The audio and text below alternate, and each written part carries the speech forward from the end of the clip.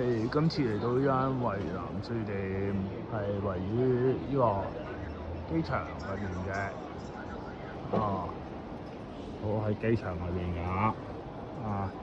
杭州機場裏邊係啊，都有好多唔同嘅嘢嘅，唔同嘅花提坊咁嘅嘢嘅，書啊咩都有咁嘅。點解啲書店都係要咩都要買下咁樣睇嚟？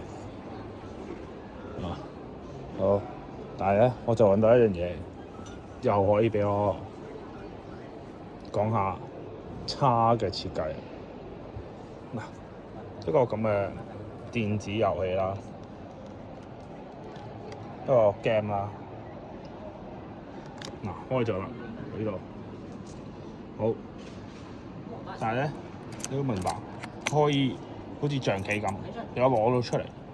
等陣個小朋友弟弟食咗落去點算咧？我真係唔知佢點樣通過嘅咯。好啦，就到此為止，拜拜。